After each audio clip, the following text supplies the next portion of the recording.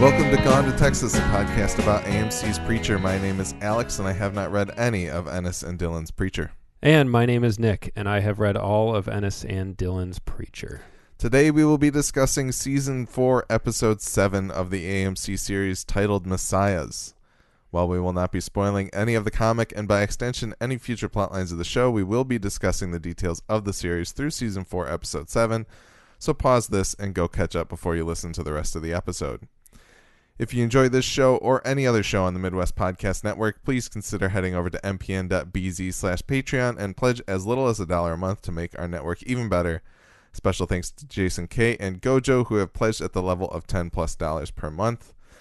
We also have other shows on the Midwest Podcast Network, including Midwest Game Nerds, where we talk about video games, a horror movie yearbook, where Willie and Tim talk about horror movies, and we have our Alienist TV series podcast called the Alienist Recap.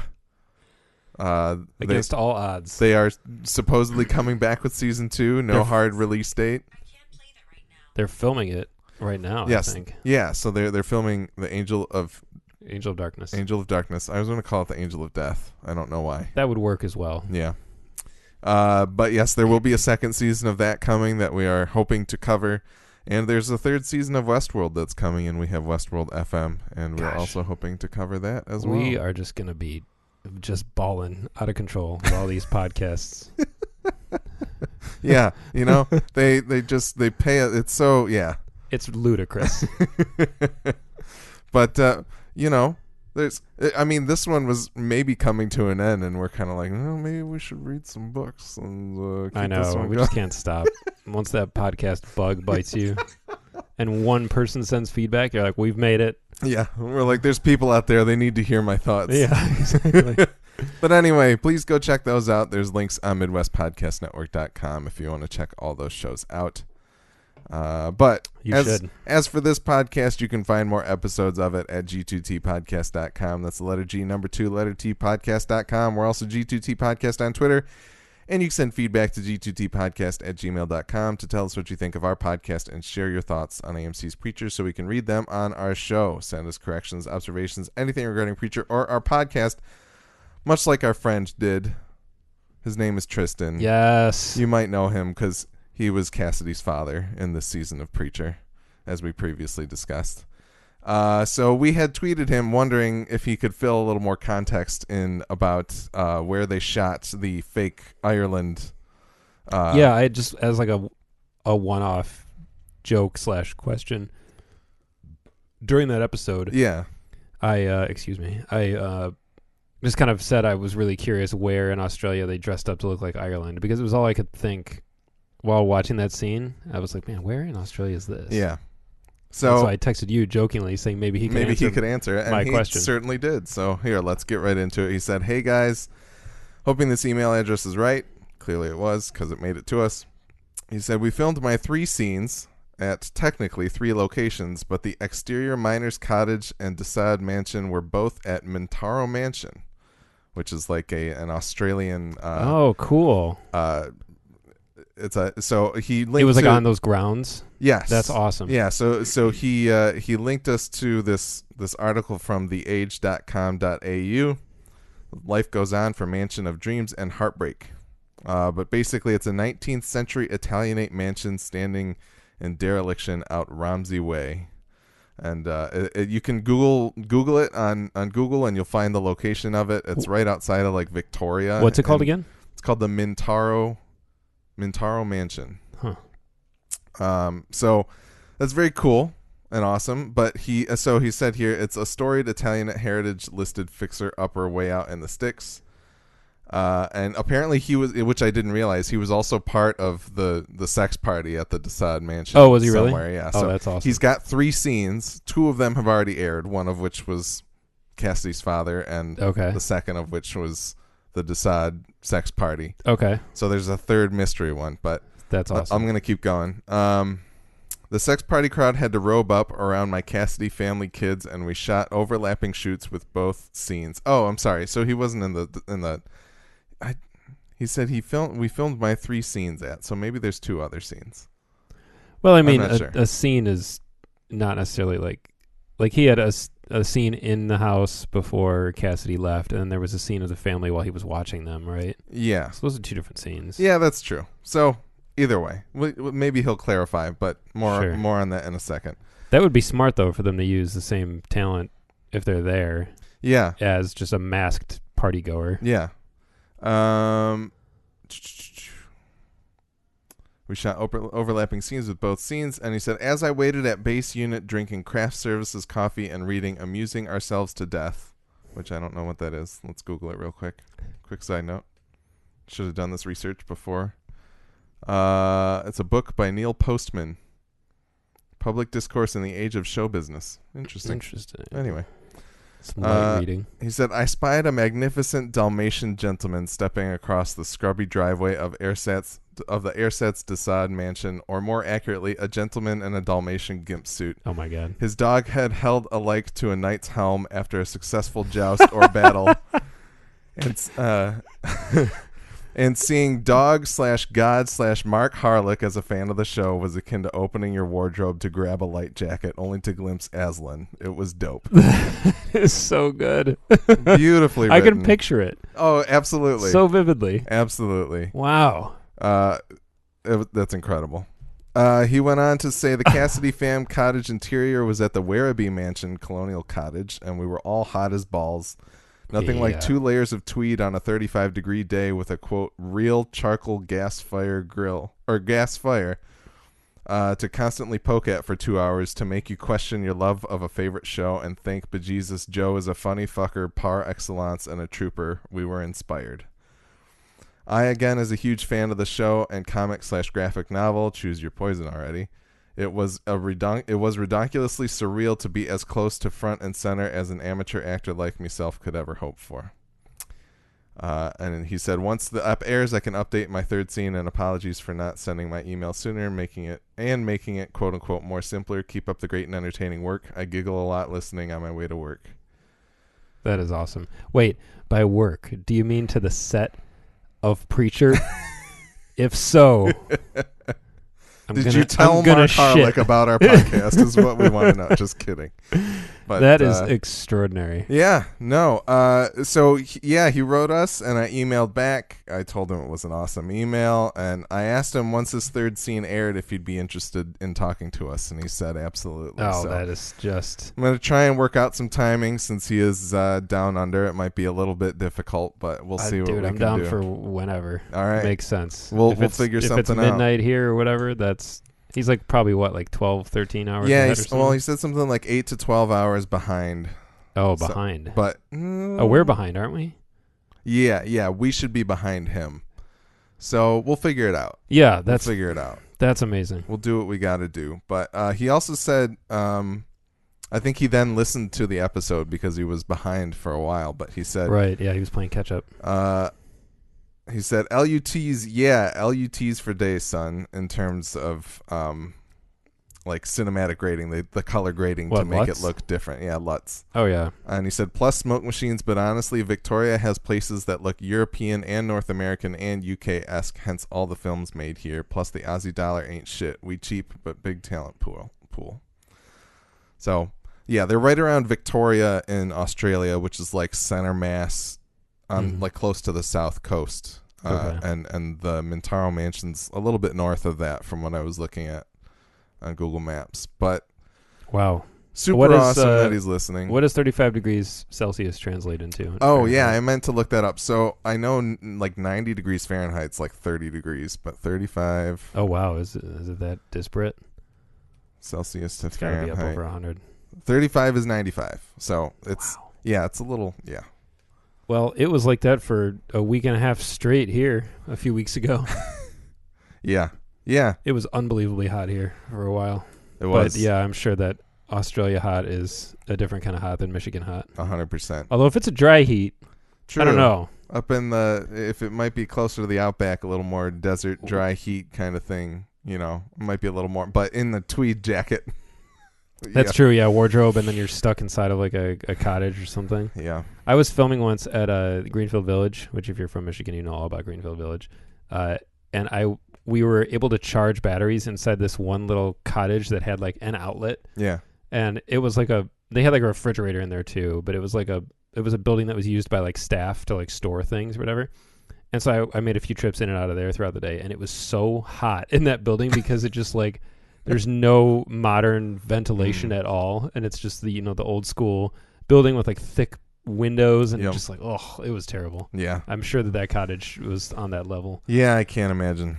Yeah, so that's awesome. Tristan, thank you for writing in fantastic little tidbits Thank you for listening. Share. Thank you for listening. That absolutely is extraordinary. I thought, I mean, at the time, so we got some amazing feedback on our Alienist show, where we actually had a running gag on that show, and somebody tweeted us some fan art, I guess I'll call it. Yes, in our based on a joke that we had going, and I thought that was like the pinnacle of podcast feedback at the time, and Tristan has just one-upped that and then some. Absolutely. Because this is really cool. Yeah, in our 7-ish years of podcasting or whatever it is at this point, we've had one person Photoshop a Fig Newton's box for us for the Alienist, which was great. And then we've also had Tristan write in. So those are the couple that and talking to Stephen Tobolowsky, I think are the three hallmarks of the Midwest Podcast Network. But we gotta get who's gonna help us in Westworld. Who's gonna get us the Aaron Paul interview? Oh man, yeah. I don't know. I was just thinking when you were talking about the other shows that you and I have together, that they're all really different, because I feel like in Westworld, it's like it can do no wrong. Like we love it. Every episode is just gushing. Yep. With like lots of analysis. It's very interesting. There's no dodgy discourse, like some douchebags might attribute. This show's like in the middle. I feel like we like it a lot. Mm-hmm. But then we air our complaints, but we still enjoy it. And then I feel like Alienist is just kind of the weird one that we laugh at a lot and we kind of make fun of, and we are sometimes very dissatisfied with it. Which I remember like probably after our second or third episode of that show, I was like, dude, should we keep doing this? Yeah. And then it ended up making it more fun, because as the season went on and the more we just leaned into how occasionally absurd how funny we thought some of it was. Yes. Yeah. And it was still good. Like, I loved the experience, but it's just funny how we have these 3 different shows in terms of how we receive them. Yeah. And it makes for very different listening experiences, I think. Westworld is also one where you and I are on like equal footing, and it's That's kind true. of like I'm not like pulling from you and your knowledge to try and like fill out the show. Yeah, it's just we're both of us like in the dark holding hands, trying really hard not with to look a at single cell phone flashlight. Yeah. Trying hard not to look at Reddit. And Yeah. we've had your brother on that show a few Yep. times, and he was on. Was he on Gone to Texas? He was. Yeah, he filled in for you a little bit while you were in Japan. Yeah, I think so. Back in season 1. Season 1 or 2, yeah. And Lance has jumped in. But anyway, those 3 shows are all really different. The Alienist is just us. Yeah. Interestingly enough, in terms of the most amount of downloads per episode, the Alienist is the most popular. That is so and ridiculous. It's also the most it's the least crowded. It's the least crowded field is the thing. That, like everybody's out there talking about Westworld. Oh, you got some Preacher fans that started springing up mostly around season 1 and 2. Mm-hmm. But there's literally 2 Alienist podcasts no one cares out about there. It. Yeah. It's us and like AfterBuzz or something like that, and that's it. So we got a lot of downloads on it. It doesn't like it's not like ticking up every day, but that's the closest we've gotten to like 1,000 per episode, I think, really, on average. So, and it's an interesting show. It's a really interesting watch, and I think our show is probably fun to listen to because you're coming from that perspective of not knowing, and I'm coming from the angry perspective of someone who read the book and cherishes it. Yeah. And my hopes are really high for season 2, though, and then I'll just leave it at that. Yeah. All right. Cool. We'll start 8 more podcasts next year. Yes. Yeah. We'll just continue. I don't know. It hasn't been really exponential. 2016 was the big year, I think. We can do the Dark Tower show, and boy. we can rewatch the movie. And I'm in just because I want to make you rewatch that movie. You want that does it, huh? No, not really. But I don't want to torture you. I didn't hate it. I just didn't like it that much. There were things about it I liked. Yeah. I'm honestly disappointed that we don't get more Idris Elba, but whatever. That's a story for another day. Yeah, maybe there will be an HBO Dark Tower series for us to one day bite into. Well, who's doing it? Amazon's doing it, right? I think Maybe. it's Amazon. I don't know. Oh, it's happening. Like, is it? They're shooting it, I think. They're still... All right. Yeah, because Bronn from Game of Thrones is in it. That's right. I don't know who he's playing, but That's I don't right. care. Well, if it's an Amazon show, it might be kind of hard to tackle. But anyway, we should move on with some Preacher. Let's record our actual Preacher show. Yeah. Thanks again, Tristan. That is so cool. Yeah, and we'll certainly be in touch about talking to you over some Skype or something. I can just picture it so clearly. Yeah, it's like I'm there. Like the fact that he wrote about bearing witness to Mark Harlick in the flesh, in full costume, in the man dog suit, carrying the head under his arm. Yes, incredible. Yeah, absolutely incredible. All right. Let's get on with our recap. We'll start with the teaser here for episode 7, Messiahs. The Saint of Killers watches from a distance as Tulip and Cassidy dig a grave for Jesse at dusk. The Saint walks away and Tulip and Cass head out on their plane. We cut to an idyllic lake where Jesse is teaching a young girl how to cast a fishing line. A familiar angelic face walks up in the form of Fior and he lets Jesse know that he's dead. Fior walks Jesse through what Jesse assumes is heaven to get to a lonely golden door behind which God's throne sits. Fior reveals that without God, there's no one left to run heaven. Jesus is doing his best, but they want Jesse to take his place. I was kind of shocked that it was that they were burying Jesse. Yes. I was not expecting that. Me too. And it certainly fills in a little context of, we were talking about how the opening scene of the season, there's certainly that Tulip and Cassidy wouldn't be as sweet and intimate with each other if they knew Jesse was still alive. Yeah. And that seems to be their definitive proof, is the fact that they buried his body in the outback, you know. Well, so, in the book they're like, oh, there's no way he survived. They just kind of... They keep flying, yeah, and they make their escape, and they're like, he has to be dead. Like, they're like, for sure, because who would survive that? Yeah. And so you don't get that burial moment. I was surprised to see that, too, and honestly, I was like, I didn't need that. Yeah. Yeah, especially with the Saint just kind of standing there, and then he's like, all right. It's actually really disappointing against what happens in the book with, like, his body, but we'll see what happens, because we'll see what happens. Yeah. I was very happy to see Fior back. Yeah. I enjoyed Fior a lot. That was entertaining. And just kind of, it was this weird way to slot him back into the story in an interesting way. Because the whole time, as we all know, because we've seen the episode, we know that it wasn't actually heaven that Jesse was in. But the whole time I was kind of like, you know, he got killed by the Saint of Killers, but does that mean that wouldn't that mean he would still go to hell for, like, the fact that he left heaven and abandoned his post and did a lot of drugs with Cassidy and tried killing himself over and over again and all that type of stuff. So I was that put me off guard at first, because I was kind of like, well, Fior wouldn't really be there, would he? But he kind of says something like, the rules are muddy in terms of who does and who doesn't get into heaven, which is obviously just an excuse to hide that they're not actually they're in not heaven. there. Yeah. Because I think, isn't Jesse confused why he's there? Yeah. That like, comes a little bit later. Why but am yeah, I in heaven? Yeah. So it was a very odd sequence, but it was cool. I really loved just the deadpan. Am I dead? Yeah. Yeah. Some girl fishing. It was so funny. Yeah. Who's that? I was like, who is that? Is that like some girl fishing? Yeah. But I liked the landscapes, like the redwood forest. Me too. That was awesome. The snowy lands and all the stuff that they tracked. The beach, through. like the really bizarre looking beach. Yes. Yeah. Absolutely. That was huge. Those, like, it could have been like the cliffs of Dover for all I know. But that was breathtaking. And I was like, shit, man, I want to see more of this kind of stuff. Like, that was really, really, really cool. Honestly, that speaking of, that's the way the Dark Tower series should look. It should have these really surreal, like, larger than life places that don't seem like they're real, but they are. Or contiguous, you know? Like, they shouldn't really be that close to each other. Right, yeah, for sure. But it's like, I've always thought about that Turnip Rock in Michigan. Are you familiar? No. You should Google it. Turnip Rock. Turnip Rock.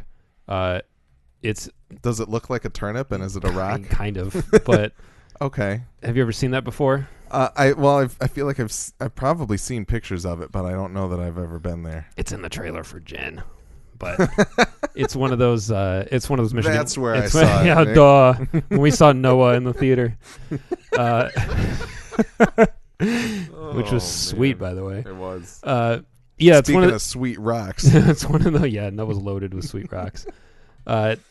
That is one of those things that doesn't look real though. Yeah, and to think even more so that it's in Michigan, it's kind of like the pictured rocks too. Like it doesn't look real, but then you're like, oh, that's real and it's here. Like that's pretty cool. But all those, I wondered how they shot that. I'm like, were these all just plates that were like existing that they just green screen them into? Yeah. Or did they actually go to all these? Are these places all in Australia and they just shot around for like a day? Maybe Australia is Narnia. Maybe all these places are really close. Yeah. And Mark Harlock is Aslan. Tristan, let us know. Getting a very different. Are you in Narnia? Life down there, yeah. Yeah. But yeah, that was a really, really awesome sequence. I loved the door too that entered God's throne room basically. Mm-hmm. Yeah, that was cool, and like the universe. Yes, through the ceiling, absolutely, which is just really looked amazing. Way cooler than the fucking devil's absolutely shitty fiery floor. Absolutely. LCD panel. Yeah, flooring. that was terrible, and hopefully that was by design. They're like, oh, the devil has bad taste. Yeah. What did you think of like the angels? Like that appearance? I know we've talked about the appearance of angels before, but like this idea of this really like Roman type armor angel. Yeah, force. that tracks. Okay. I think I noticed that a few of them had the same haircut as the one that Cassidy is chilling with, which is good because that's kind of the look they all have in the books. That's cool. They look weirder in the books. Like they all have like eyes that don't have like irises and pupils. They're kind of like just straight white, and they have this like strange like black like eyeliner, which is really cool looking. And I kind of wish they all looked like that too, because it doesn't make them look. They don't look cuddly. Yeah. They don't look comforting. Like if one of them came down, you wouldn't be like, "Oh my god, an angel, awesome!" Like, how can you help? But they're kind of intense looking. But they're supposed to be like the warrior ones, like they're the archangels, so they should look kind of badass. Yeah. So I was kind of hoping that they would have some of those elements, but we already saw from the one that Cassidy is hanging with earlier that he doesn't have those features. He has the haircut, which is cool. But it would be. It's things like that where I just don't get it. I'm like, why not? Why not just do it? Why not go all the way? Make them look scary and weird. Yeah. I don't know. It doesn't really matter. It was interesting to me. I wondered what the like in terms of like the time period of their garb, whether that was like a distinct choice to be of that like Roman design. Speaking as somebody who has the least amount of historical context possible to like be able to talk about this kind of thing, but like what would, because even Fior's wearing like a Caesar like crown type leaf type thing going on, so it was just kind of interesting to me of like why was heaven in that image. It could also be hell's approximation of what heaven looks like. That's true. I have a feeling they know what each other looks like, but at the same time, maybe it's done for Jesse's benefit to kind of be like, oh, this is what I picture heaven looks like. It's pretty in line with my expectation. That's true. That's entirely possible. So the actual offer to Jesse, the idea that they want him to take the throne. Oh, wait. Sorry, before you do that. Yeah. I had one note. When they were walking and Fior, I think it was the part where they were on the beach actually, because I was looking for some joke about two sets of footprints and that kind of thing. But Fior's talking about just heaven versus hell, talking about the war. Mm-hmm. And he says, because he's like, oh, you should have seen it before the endless war, I think is what he called it or something. And then as he's talking about it, he says, they'd win a battle, we'd win a battle, nobody ever really won. Mm-hmm. And I was like, obviously, like later we find out this wasn't actually heaven or Fior, but I think that was an interesting bit of dialogue, because I'm like, is this kind of what the show is, one of the main themes the show is going to boil down to not only just good versus evil, but the eternal struggle of good versus evil, and how it's never ever really going to end on both like a cosmic level as well as like a personal level. And I think it kind of, in my mind, circled back to the internal angel struggle of your true nature against you're in what you're dealing with in terms of your own good versus bad impulses. Yeah, no, that makes a lot of sense. That ties in with what we were discussing. So it was done so quickly and almost such a throwaway piece of dialogue, but I zeroed right in on it, and I was like, but at the same time, I also thought this was actually Fiora. Meanwhile, I'm just like, man, this cliff looks sweet. No, I was thinking that too, and in the front of my brain, I was like, oh, fucking look at that cliff. I wonder why that water's probably so warm. In the back of my mind, I'm like, there's more going on here. It's good. It's good. But yeah, the offer to Jesse, and obviously that's going to be loaded throughout this episode a little bit, but yeah, clearly not a book concept. No, no, this never happens. This is completely uncharted territory. That's interesting because I was texting you as I was watching it a little bit, and I watched the whole teaser, and I texted you. I was like, this is interesting. Yeah. Because I got the indication that maybe it was veering from... Mm-hmm. Well, based on what we said last week. Yeah. Yes. And also kind of the... it just... I don't know. It's something where... Because I had kind of posited the question of, like, what if Jesus is meant to be the Messiah or something like that, or take command of heaven as well. And the idea that, like... in the grand scheme of things, this wasn't heaven, but it was a real offer, as we find out later in the episode. Yeah, somehow. I don't know how hell is authorized to make that offer. It sounds like it's part of God's plan, like God put Jesse in hell to kind of, I don't know. I'm next kind week of steering us way into the weeds right now for something that will probably be answered in like 10 minutes in the next episode, but welcome to Gone to Texas, a podcast about AMC's Preacher. But no, I mean, I don't know. Wait, are we doing an episode of Gone to Texas? Is this an episode of Gone to Texas? We can come back to it more later as we get a little bit more context on it. So let's move on to Act 1. Tulip and Cassidy make their way back to Tulip's car via plane. At night, they pull to the side of the road, and Tulip finally reads Jesse's letter. Tulip sheds tears and leaves the car to head into a nearby church.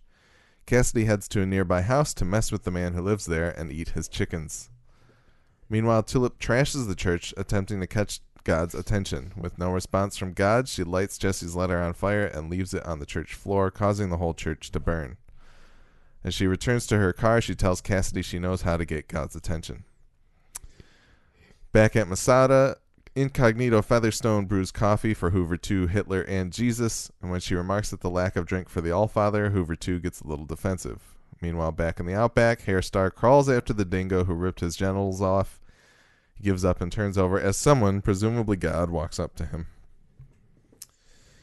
So Tulip and Cassidy, we finally get the reading of the letter. Yep. I'm shocked that we still don't get to know what the letter said. Yeah. Do you get any indication of it? There was like a brief moment where she finishes the letter and Cassidy says, like, tries to say something. He says, "My dear, you think maybe it," and then she gets up and walks out. Mm-hmm. I have no idea what it says, and I don't know if we'll find out.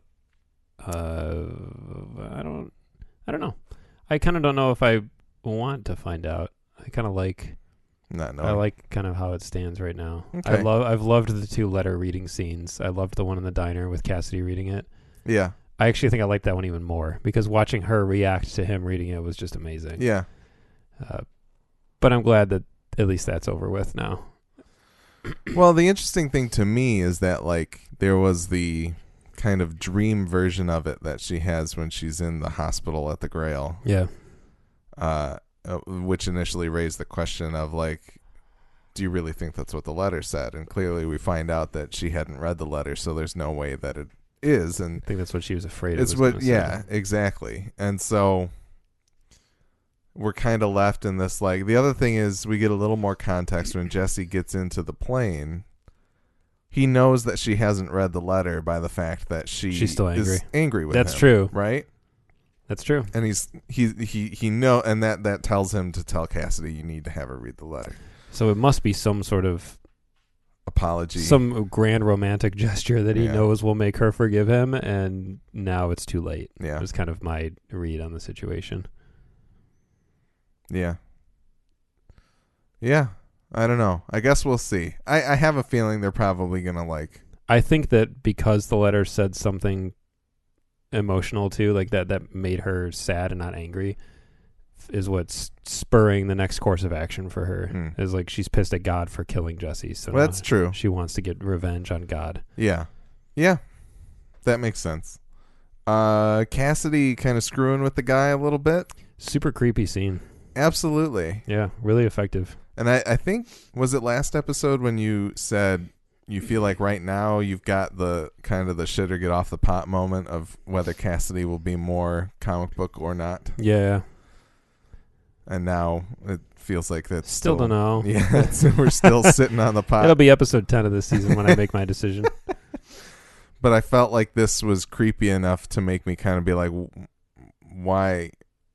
I don't know. Well, I think, see, again, it feels like we're at that moment where these characters were ready to turn the page, and now they're backsliding into who they were before. Tulip is being pushed back into like extreme violence, and Cassidy is being pushed back into like drugs and like just using people and discarding them like they don't matter. Yeah. And I think these characters, when they were reunited with Jesse, it felt like they kind of had the opportunity to move on. And Cassidy was saying, trying to do the right thing, and Tulip has this heart-to-heart and little road trip with Jesus, and like they kind of have these moments of like, let's try to do better. And now the glue sort of is gone, and now I think that they're just kind of backsliding. Interesting. Yeah. Into who they were before. Yeah. Yeah. It felt more like season 1 Cassidy. Well, and walking out of it, I was kind of like, it's still ambiguous of like, did he kill the dude or not? I have to imagine that he probably did, but in the end, it feels like he did. It feels like when he says to him, "I came to eat your chickens," he's telling him like that was the intention, but now there's a person here, and that seems better. Interesting. That's kind of how I took it, and I was like, "Oh no, poor guy." He's like, "I was gonna eat the chickens, but then someone actually answered the door, and you were home." Kind of, yeah exactly. Yeah, it was. I just felt bummed out. This poor guy, just living out here. His wife is dead. Being super kind, inviting a stranger into his home to give him some gas. Yeah, some petrol. Yeah, and then he wipes his dirty boots on the missus with the missus chair drapery, whatever it is. Yeah, you know, it's a towel or not. Chair drapery. You guys registered for chair drapery. Good old for your Australian chair drapery. We get a nice corny Lazarus coffee scene of like kind of the what kind of. Dude, I let out a belly laugh when I saw Hoover 2 written on the cup. I like actually laughed out loud. Yeah, I laughed later on when Jesus was like, "Thanks, Hoover 2." Yeah, like for it's sure. Like literally everybody just accepts the fact that he has a numeral in his name. Yeah, and he doesn't even have his own name. He has someone else's name, and he's just the other one. Yeah. Very good. Bless you, Hoover 2 is what he says, because I took a note. I wrote it down. I thought it was so funny. Yep. Hoover 2. Beautiful. Yeah. Pour one out for Hoover 2. Yeah. We'll get to that. Oh, spoilers. Shit. Yeah. Hair Star. This is the one shot of Hair Star we get in this episode, which felt super weird to me. Oh man, I didn't think they were going to do what I think they're going to do, and they're going to do it. I'm excited that it seems like they might do something that I didn't think they would do. Based on, is this an episode of I didn't think they were going to do what I thought they were going to do, but they're going to do what I didn't think they were going to do? I think it might be. What's the theme for that? Yeah, the shot of boo. Boo. Anyway. No, that's good. I like that.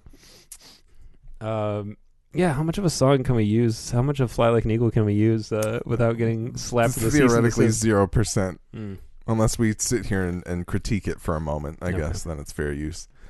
I said it was God that walked up to him, but now I think it might be the saint.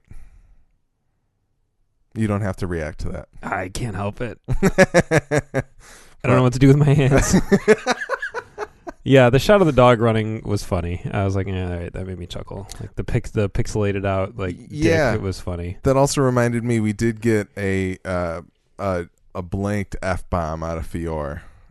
I think he says, "We're fucking glad you're here" or something to Jesse earlier on, which is the AMC. You get one F-bomb a season that has nothing to do with fornication of any sort of way, and we'll bleep it out here and leave it on the DVD or whatever. But then the pixelated penis that was in the dingo's mouth was pretty good. Yeah. That we'll see where that I mean, man, this was episode 7, right? So we have 3 more. Yeah. Man, if they're going down this rabbit hole with Star, I don't know when they're gonna wrap this up. I mean, I guess it's pretty. Whatever. The really weird thing to me was that it was literally just this like. Yeah, this is it. 90-second sequence, and that's all you get of him this episode. Honestly, that's fine because they don't. I feel like they're just treading water with Star at this point. And honestly, his function has kind of reached its apex. He's the Allfather now. Like that doesn't really happen until a lot later in the book. So interesting. There's not a lot more. Same as like Eugene. Like I was joking that we were done with Eugene. I legit think we might never see Eugene again. Yeah, I think until maybe the finale we see like there might be like a montage fate. at the end or something. Yeah, that's fine. Entirely possible. Let's move on. The one other thing I did want to say that the church that Tulip trashes is it's been a while since I watched season 1, but it felt very similar in nature to the one that was in Anvil, at least on the church. On the interior. For sure. Yeah, I agree. And I wondered how intentional that might be, at least. But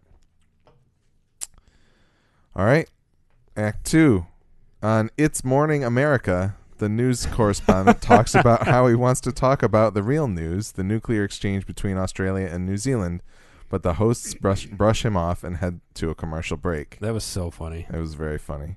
I looked at some of the headlines on the scroll bar. Oh, yeah? It was good. There was something about how there was another budget setback for the Tom Cruise memorial or something like that. So they did bring it into the 4th season, which is good. I'm glad they could touch on that every little bit. That was the funniest thing that I could remember, but unfortunately I didn't pause and write them down this time. That's good. In heaven, Jesse contemplates taking a seat at God's chair, and as he touches it, he gets a brief flash of what his rule would look like, but ultimately he decides not to take the throne. He believes it would be a sin and calls everyone in heaven traitors. Tulip and Cassidy are back in the States, Williamsburg and New York specifically. They're there to see Danny, who supposedly has something or someone that they want. Danny tells Tulip that she knows what she wants, or that Tulip knows what Danny wants. And in a diner in the middle of the day, Cassidy offers to do the deed for Tulip and gives her a pep talk about how they've tried to do it by the book, but now it's time to stop playing nice. Tulip stands up, shoots a man sitting behind her in the head, and walks out. Cassidy pays up and walks out as well. Yeah, he saunters out of there. Yeah. It's such a good walk. No, it is. And it's like a Tarantino movie walk. I think I watched that scene twice because I was like, number one, I was like, does he have a reflection in a mirror? Because I don't know that we ever tested that. But he does, because there's a mirror and you can see the dude behind the counter kind of like baffled looking at him as he pays and slowly saunters out. Yeah. Which was pretty good. That would have been a cool detail, though. Yeah. Not to have a reflection. Yeah, I wasn't sure how they were going to play it, but maybe if he was on the level of Icarius, he would not. True. Yeah. Yeah, you have to drink. You have to ascend to turning into cat and bat have to turn status. At least it's like it's the next multi-level marketing thing of vampires. You have to turn at least 20 people per month in order to retain your anti-mirror image to unlock no reflection. Yeah, no reflections mode. Yes, It's Morning America was very funny. Yeah, whatever. I don't remember what news stories they're talking about covering, but whatever they were pitch perfect. Is your household cat hacking into your bank account? We're going to sit down with an FBI agent with some interesting thoughts. Was that it? That was the one. I thought there was another one. I thought they said and also or something. Okay, I was they might have tried to throw to a different story after things wrapped up. See, because this is where this blurs into reality. Because Yes. my wife and I watch the Today Show every morning, and it's always on in the morning when we're getting ready. Mm-hmm. I like the Today Show. I like a lot of the personalities on it, but at the same time, probably like on a bad day, like 65 to 70% of what they talk about is this kind of shit. And there are so many instances where like they say up next and they like describe the next story, and either myself or my wife, one of us will be like, who cares? Like, she loves the Today Show, and she will be the first one to be like, this is so dumb, especially if it involves pets. Yep. As much as she likes pets, she's remarkably like, who gives a shit about your pet? No one cares. It's so funny. She'll just get so riled up too. She's like, this isn't news. And I'm like, no, I agree. This is not news. Well, speaking of this, if there's anybody out there like Tristan who obviously, I mean, there is a Today Show in Australia, and Carl Stefanovic, who's on there, is a very funny guy. I've seen a lot of clips of him. I don't know. You've probably seen him, and you might not necessarily know him by name. Maybe. But there's always viral clips of him because he can be pretty sarcastically witted and also funny without being like an asshole about it. Okay. But I was just kind of breaking in to kind of be like, if there's anybody out there who doubts what this type of morning show is like, I was listening to Are You Talking REM Re-Me? And there's an instance where Adam Scott talks about doing the press tour for Hot Tub Time Machine 2. And he talks about how when he went to do the Today Show, they literally sat him in a hot tub. Yeah. On a stage with a fog machine to like simulate being in a hot tub with the 3 Today Show hosts, and how it was just like the most surreal thing. And so I stopped and I went and looked it up to watch the clip, and there's clips of it on there, but it is 100% this, like 90% of these shows is fluff. Yeah. Because, you know, most people who turn them on just want to be happy in the morning and not be dragged down by like, for sure, whatever political bullshit or whatever horrible things are happening in the world. But it is kind of ridiculous how like, but there's also that side of it that's kind of like alarmist and sensational, and like, you know, the fact that you drink Mountain Dew is going to murder you and like that type of thing. Like, you know. Yeah, I don't know. I think America is probably especially guilty of this kind of morning entertainment. There are clips of the Today Show online. You should look it up. And today, I feel like Today Show is actually one of the better ones. Like, Good Morning America is, to me, the pits. Every time it comes on, and some people swear, you know, everyone has their different local news channel. Mm-hmm. Everyone has their different morning show, whatever. That's fine. Everyone has their own cup of joe, so to speak. But man, every time I accidentally watch Good Morning America, I'm like, this is the worst. I think it's terrible, and the production value is terrible, and the conversations are bad, the personalities are bad. And it's funny because in Detroit, we have like channel 2, 4, and 7 are like the 3 local, and they all are different degrees of quality, and it's amazing how I'm not going to say which ones are bad and which ones are good because this pertains to the local market, but one of them is really bad, and it's like crazy. Like I watch it and I'm like, how are you still doing this? Right.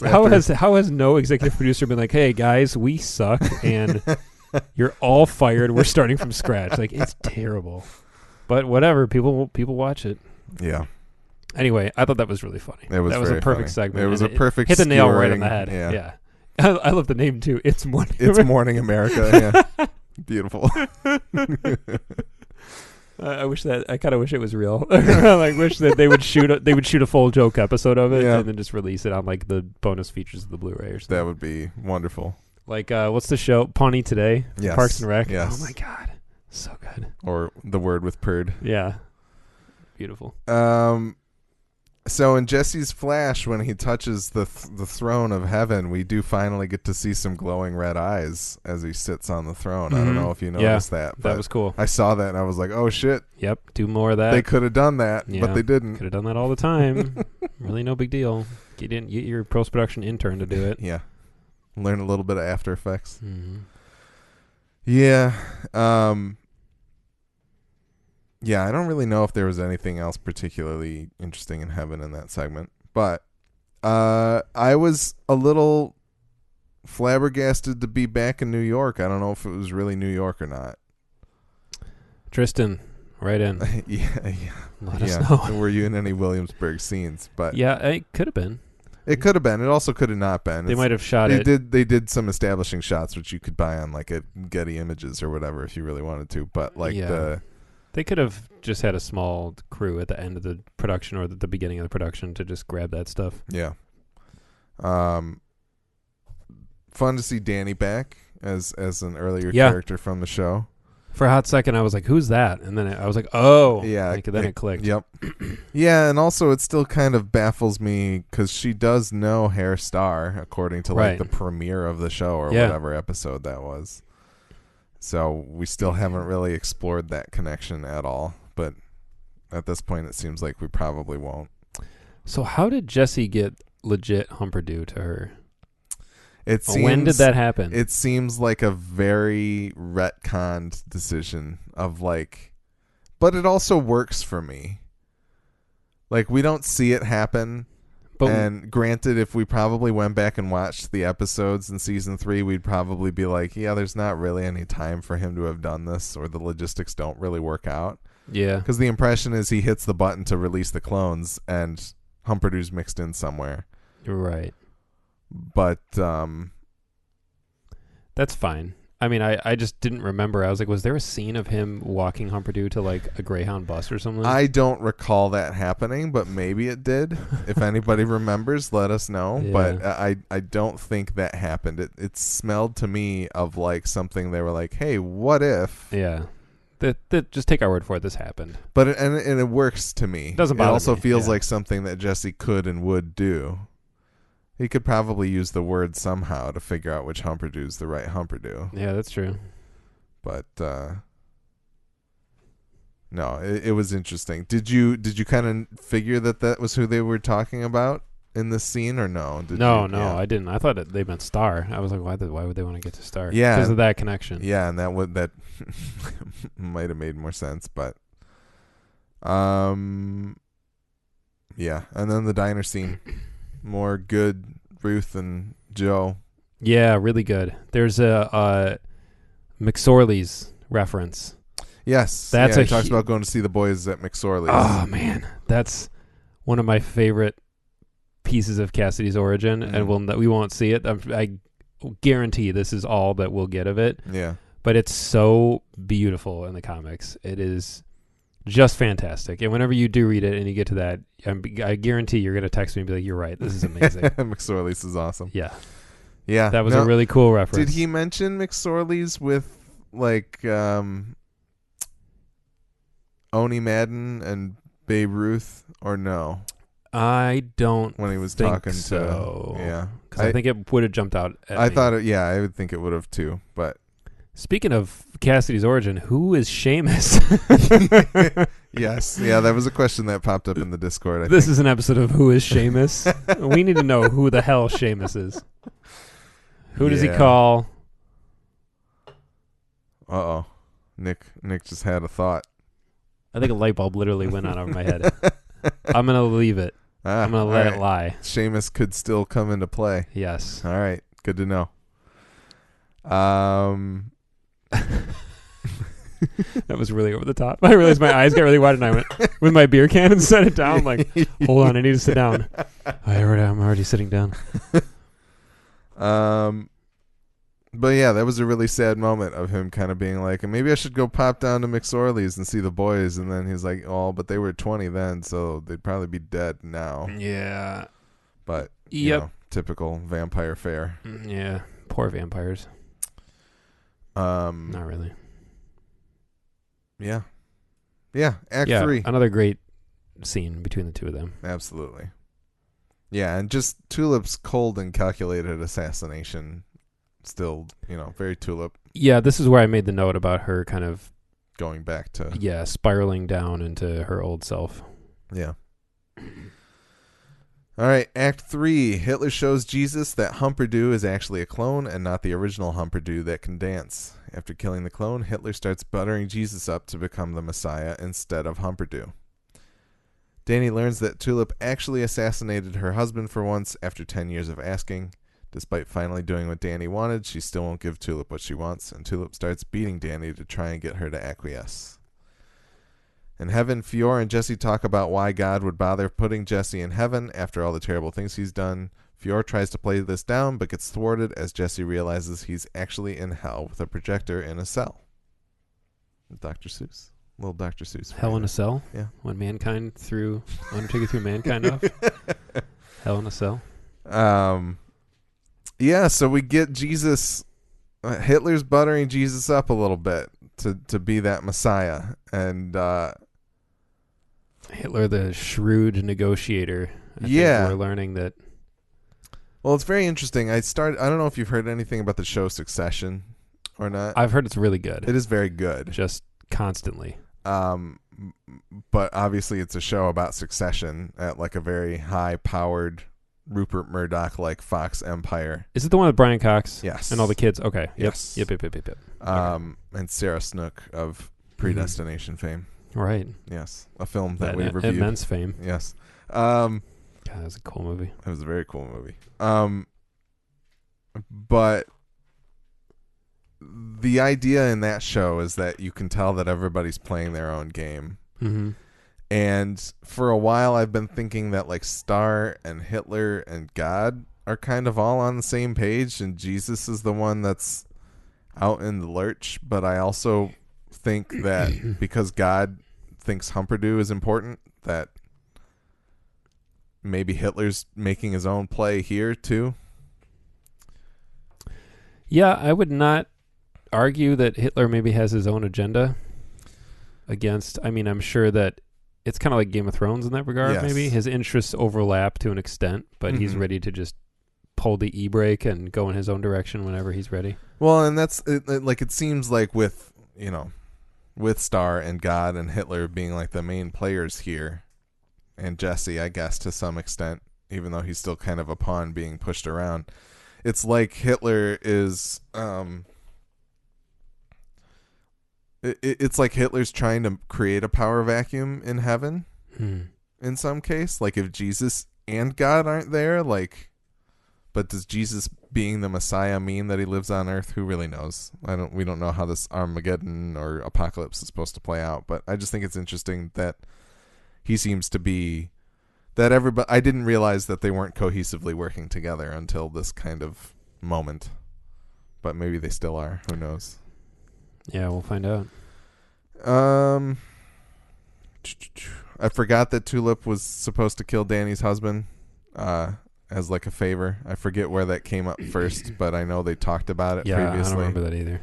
But that was pretty good. I laughed really hard at Jesus Christ shouting Jesus Christ after fake Humperdoo gets killed. And I was like, man, I don't know why this makes me laugh every time, but it does. It's really funny. That was very good.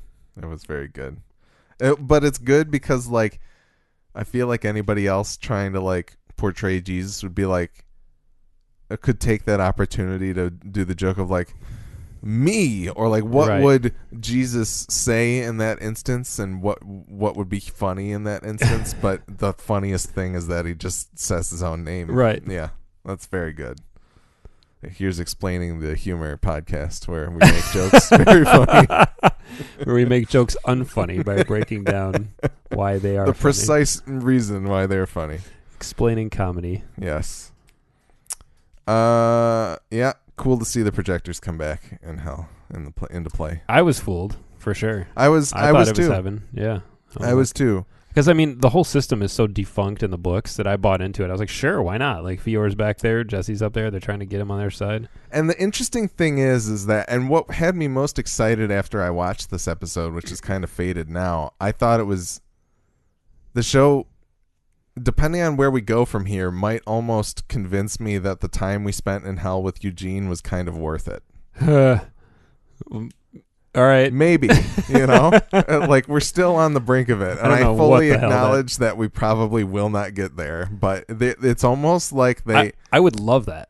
Don't get me wrong. Yeah, no, I know. But there's still a whole lot of time for them to show us that it wasn't worth it. And not that much time, though. We've only got 3 episodes. Yeah. So we'll see. We will. Have we determined yet if the finale is longer than... Not yet. I don't think they've really said anything. Okay. So... No, we'll see.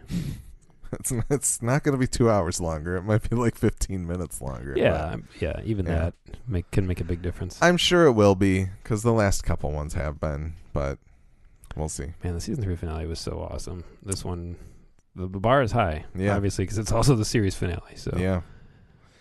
All right, Act 4, Jesus learns that... no, we already did Act 4. Sorry. No, did we? Well, what's the first bit? Did I read through this whole thing? You got past Jesus and Hitler, and then I think I may have interrupted you. Is the Hoover 2 stuff in this act? No, that's the final one. So, actually, okay. Meanwhile, Tulip, Cassidy, and Danny burst into a synagogue to retrieve a person who turns out to be the one true Humperdew. Jesse sent Humperdew to Danny for safekeeping, and Humperdew charmed everyone he interacted with. Tulip and Cassidy take Humperdew by force, but when the congregation of the synagogue tries to keep Humperdew there, Humperdew settles everyone and willingly leaves with Tulip. Cassidy stays behind to deliver a monologue about how his neighbor's devout Catholicism got her nothing in her long and tragic life, so they're planning to kill Humperdew and make God watch. Yes. Yeah. A lot going on here. Yeah. No. Once again, like, Humperdew still is a joke, but I also kind of, like, I find it very interesting about how they're just kind of, like, positioning Humperdew to be a good messiah, because everybody actually does, for some reason, respect him. Like him? Yeah. He's charmed people, even though he doesn't have much to him, you know? But also we get to see that there's more to him than we think there is. Well, I don't know about that. Well, I think it's maybe more that religious folk of any faith are susceptible to this, but I'm sure if you are not of that faith and you look at it from the outside, you think this is ridiculous. And I think that's kind of what it's playing at. That, like, they're all... Honestly, it reminded me of Return of the Jedi when C-3PO starts flying around and all the Ewoks, like, freak the fuck out. Yeah. And because Luke is flying him around, because they make it look like Humperdew starts flying and he just has stepped up onto a pew, which I thought was really funny, because the way he stands up and is like, oh, like, shout, it looks like he's floating. And I remember thinking, like, whoa, shit. And then there's the reverse shot of him just standing on it. And I was like, I started laughing. I was like, this is so good. And they're, of course, all like, no, nobody move. And he's just shouting nonsense. Like, it's total nonsense.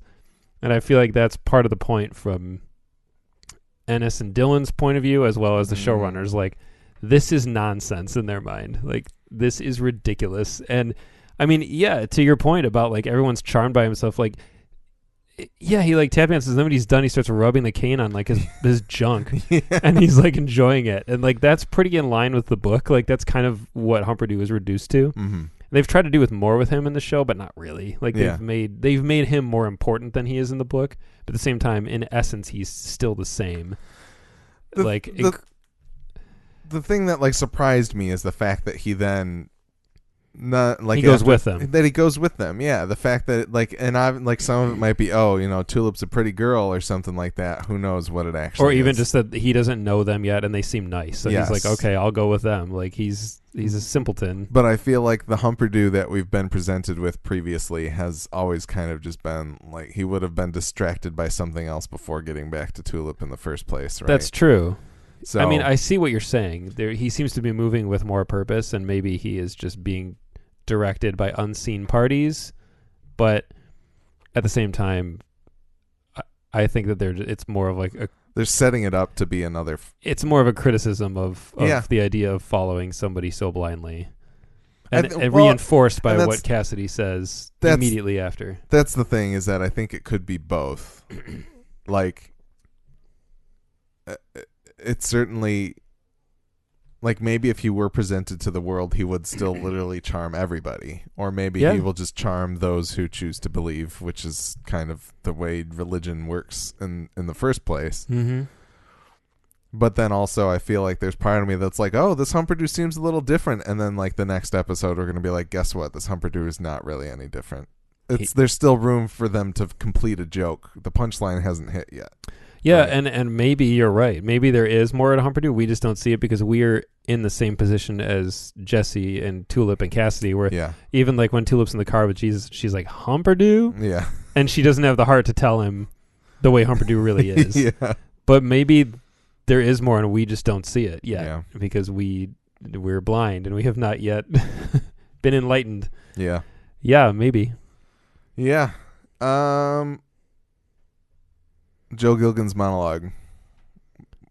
Once Dude, again. that guy, give him stuff. Give him awards. Give him everything. Give him whatever he wants. Yeah.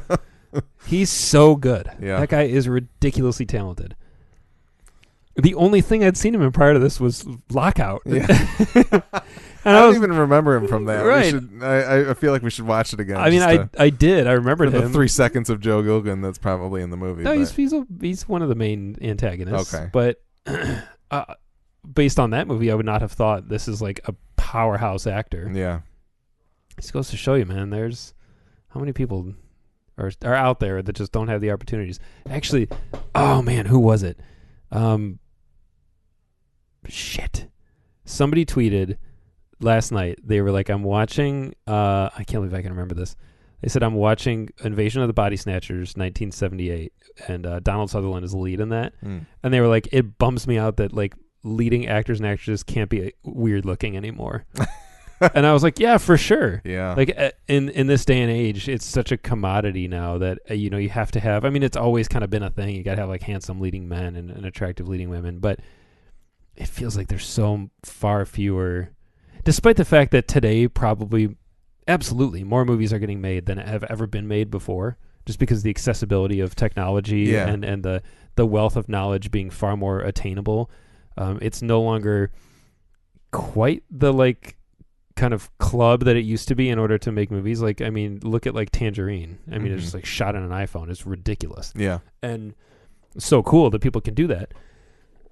But it feels like less of that platform where like certain actors get blessed to have this. But like our AAA tentpole movies, there's no like weird or offbeat or quirky people in those lead roles. It's got to be so like quadrant focused. We need to hit all of these areas and make sure this person is pleasing to everybody. Yeah, we got to have sex appeal out the wazoo. Not that, I mean, I wouldn't fuck Donald Sutherland because, you know, who would pass up that chance? Maybe in 78. But I thought the point was really interesting. And not that Donald Sutherland was like that bad looking anyway. He's but, a weird looking guy. A little bit. Yeah. I mean, he's no Rob Redford or anything like that. He's no Kiefer. He's no Joe Gilgan. Like my point is that Joe Gilgan is an offbeat looking guy, but he is so charming that it makes him more appealing. But like I look at him, I'm like, he's a handsome guy.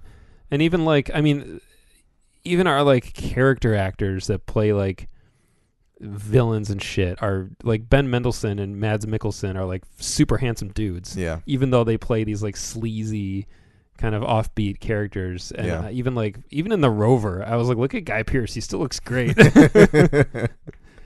But anyway, I thought it was an interesting tweet, and I agree with it that we don't, and you're not going to go to a theater and see too many movies like that where. Well, but the good news is the fact that Preacher's able to exist now gives Joe Gilgan something to put on a reel that, for sure, might get him something more. But yeah, it's great that. I guess that's my larger point is that we're plucking these people out that are auditioning and that are killer, and we're like, okay, like give them the part, like they're amazing. I think the fact that this show exists for these actors to show off what they're able to show, Ruth and Joe. Oh yeah.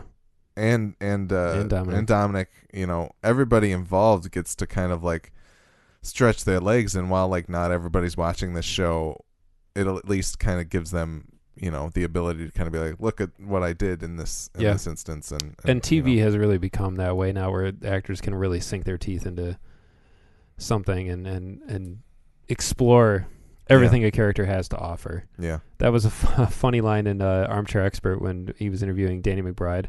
He was talking about doing a TV show or he got a deal with HBO. He has like a 4-show deal or something. Yeah, and he was talking about TV, and he's like, like when he was signed or whatever, it must have been just before. I mean, it was like TV was on the rise for sure. I still attribute a lot of it to like Lost. Like 2004 was like really when we saw this explosion of what TV could do, and if people were willing to sink money like that into shows like that. Yeah, and I think Breaking Bad too, to some extent, is kind of like the. And he's like, but he was describing, he's like, this is before TV was cool. He's like, now TV is cool. Everyone wants to be in TV shows because it's cool. And as an actor, you could do so much more if it to get to develop a character. Yeah, if it lives to fruition, where you can spend all that time. If your show gets canceled immediately after like 6 episodes, and you're like, well, that's too bad. You didn't even have time to do it. But yeah, it's. I mean, Joe Gilligan was amazing from the first scene. Yeah. But yeah, he has really taken this character and this performance into some incredible places, and I'm just like all for it because I don't think there's anybody that exists that could have played this role better than him. Yeah. And it's just phenomenal to see that. Absolutely. I agree. I also think that speech kind of gives a little bit of insight into, like, you talk about people's true nature and things like that.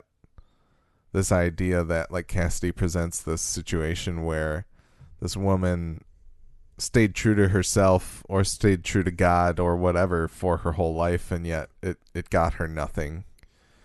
You know, the idea that you're going to put your faith into these things that in return might not necessarily get you anything. You know, certainly that's Cassidy's station on this whole situation.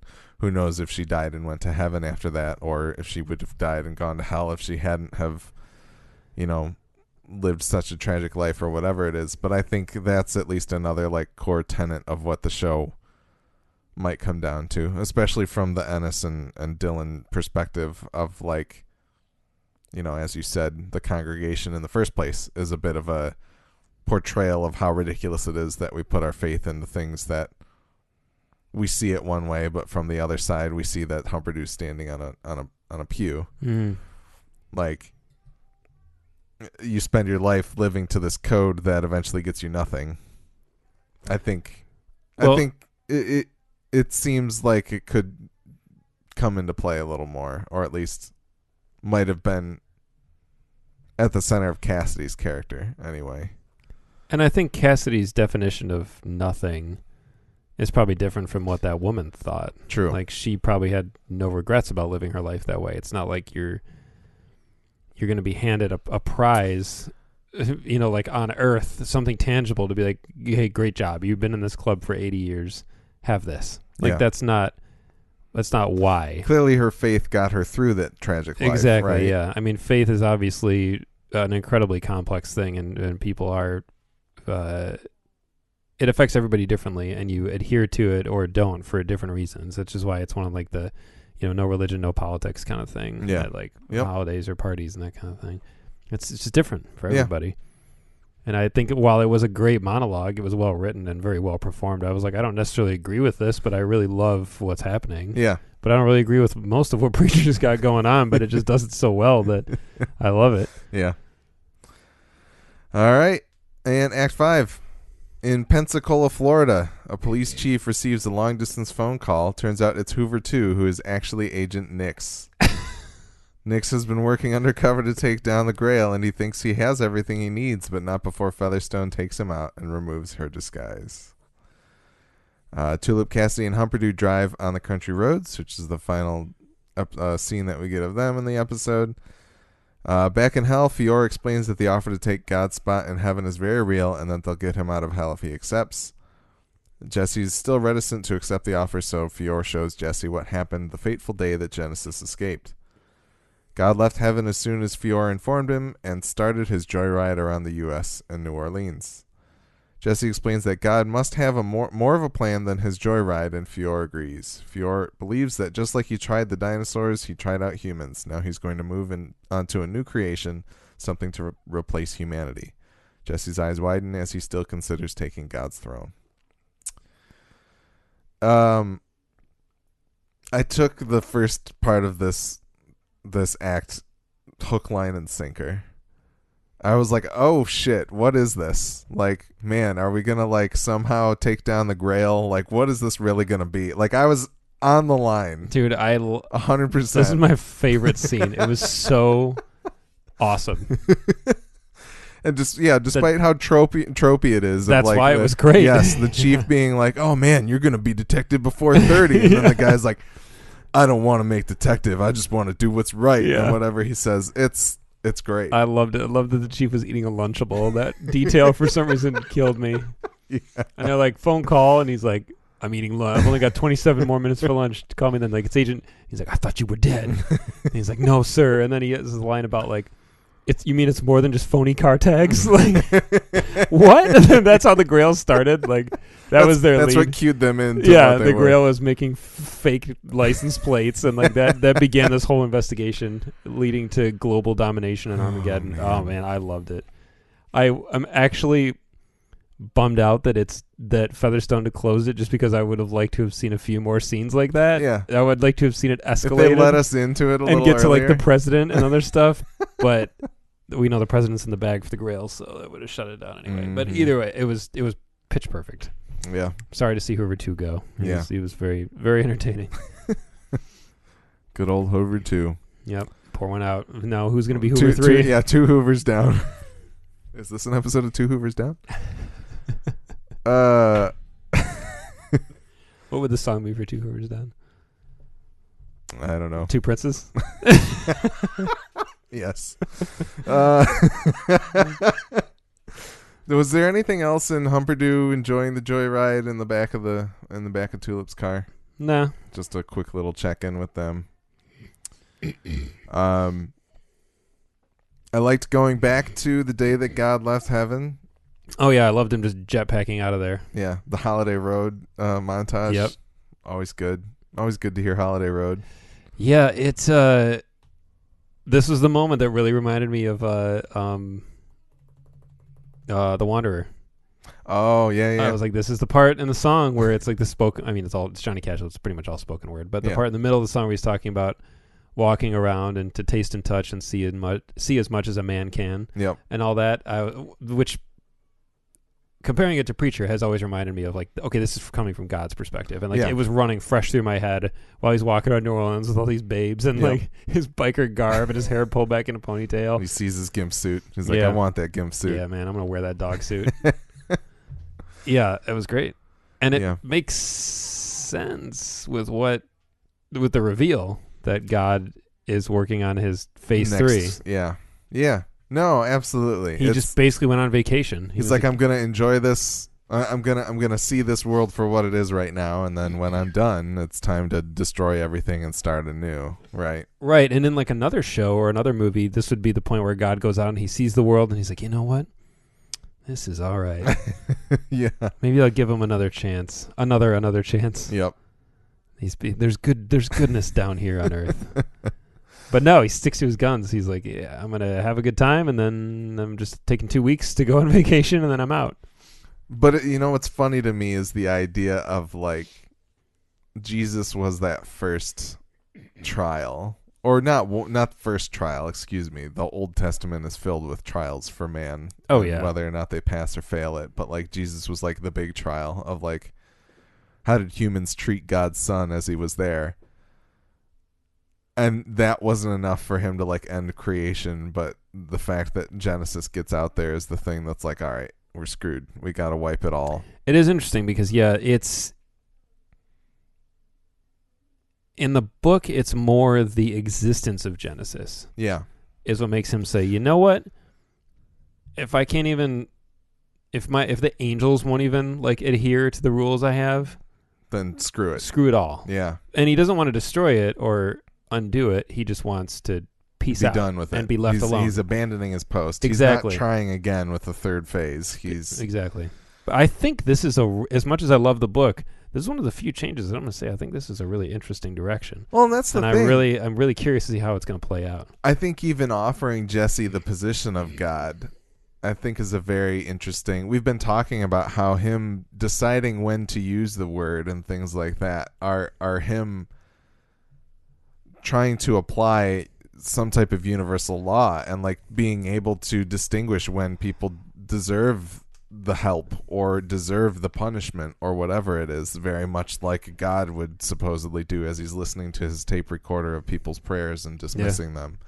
you know. That was funny. Yeah, that was very funny. I love the prop of just like reel to reel old, sitting. yeah. But I think there's a lot of meat here, and it seems to me very clearly that we are heading in a very different direction. Yeah. I kind of like it. I don't know whether or not we will wrap back around, but with how different this adaptation has been from the get-go, I think it's kind of like, I'm glad to hear you say that, because this at least kind of means that, like, even though we haven't reached the pinnacle of what a Preacher adaptation could be, it still could be an interesting permutation on the story, right? Yeah. I'm genuinely interested in where it's going. I didn't expect to get it to a point with the show where you and I might be on equal footing, you know, right? like to the point where, like, you know, what happens here. I feel like we're going to know by episode 9 whether or not you're aware of what's happening, right? You know? I would agree. So we shall see. No, I thought it was a good episode. I liked it. Despite being unexpected and not exactly as people heard my prediction last time. The one thing I will say that's also weird to me, I don't know why Jesse dying keeps Genesis with him in hell. Yes. That is my last two lingering questions have to do with Genesis. Both that and what about Genesis escaping is what prompts God to say he's out. Like, what about why is Genesis leaving the trigger? Yeah. Yeah. That's like, what I want to know. And yeah. So does God know something more about the nature of Genesis and what it could ultimately mean for him? Right? Yeah, maybe. And I don't think it was God's plan. I don't think God is aware of the deal to let Jesse into heaven. I think God nuked him so he would go to hell and be contained. So maybe this is a Hitler play. I think these are forces acting outside of God. Maybe it is a Hitler play. What if? So I guess if Hitler wants Jesse in heaven and Jesus as the Messiah. The thing is, I don't think you can be appointed to God. No. Call me crazy, but say in Hitler's mind, the idea is that Jesse gets into heaven and somehow God gets killed or is basically Jesse has the word, right? The word of God as it essentially is acting, but that doesn't give him all the other abilities that God has. So I feel like even if God is removed from the picture, it's not like the Santa Claus where someone's going to get to just be the new God. You put on the man-dog gimp suit. Yeah, you sit on the throne and suddenly you have all the powers of God. I mean, I don't know for sure, but I'm going to go out on a limb and say that's not how it works. I think God is the only God.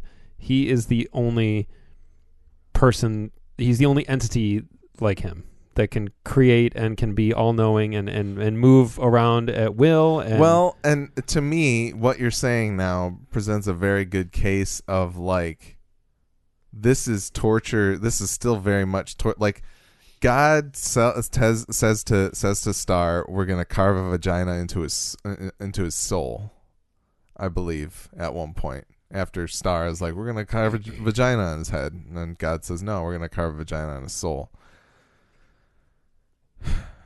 I feel like this torture is pushing Jesse to say, you know what? I think I can do it. I can do the job of God. And then is episode 8 when God appears and says, what the hell are you thinking? You think you can be me? And, like, maybe Jesse sits on that throne next episode, tries being God. Everything goes wrong in the same way that him using the word commonly went wrong in this season. And then by the end of it, he's like, I can't do this. And then God shows up and is like, see, it's harder than I thought it would be. Leave me alone. Maybe. You guys are done. Yeah. Or whatever he's going to say. So, who knows? I just think if Hitler's end game is to get rid of God somehow, he knows that because there won't be another God, there's nobody that will be that effective at stopping him from basically hell taking over. Yeah. Because, I mean, in the same way that somebody can't be God, I don't think that Hitler can be the devil. Hitler's truly the devil, yeah. He can't he's not supernatural in Yeah. that regard. But I don't know. We're getting into He can walk the earth speculating. again. Yeah, I don't know. They've always been very fuzzy about what it means to be these, because it is like, how do you define the superpowers of God, right? Like, what we've been spending this season wondering, like, can God directly affect things or not? Like, what power does he really even hold over his creation? How we wonder if he's omniscient, but is he really omniscient? Like, we don't know these things. Yeah. I was about to talk about It Chapter 2, but I'll try not to spoil anything for anybody. Also, it's also a question in that movie as well. Basically, what powers Pennywise has too. Yeah. But listen to Horror Movie Yearbook at some point. I think they're going to talk about It Chapter 2, not this week, but in 2 weeks from now. They have a Friday the 13th, a Jason bracket that they're doing. Ah, good. So check that out this week. But I think that's it. Are we good? Are we good for this week? We get the shot of God sewing. Yes, sewing something, some type of tentacle, feathery thing. Yeah, which I have to assume the animals in the cages were a part of what he's making, what he's creating to replace us. Yeah, is he making the monster from Watchmen? Are we finally going to get to see it in full form? Who knows? Yeah, that I think is really interesting. I feel like that's going to be played for a big giant joke. Yeah. Based on this is my creation. Yeah, the limb that we saw. Yeah. Whatever. Yeah. We'll see. Yep. Only 3 more to go. 3 more to go. It's weird that the end of this show is in sight. I agree. I never think about any of these podcasts really ending. They seem like they're going to go on forever. Well, that was the interesting thing about The Alienist, and then it turned out to it not was be supposed true. to be a one and done, Was, yeah. And then sure enough, it's season 2 is well, going. all right. It's going to be great when they're like, we're doing a season 3 of all new material. Seriously. And then we'll be on equal footing there, too. All right. Once again, you can find more episodes of our podcast on g2tpodcast.com. We're also on TV Time, Apple Podcast, Stitcher Radio, and Google Play Music.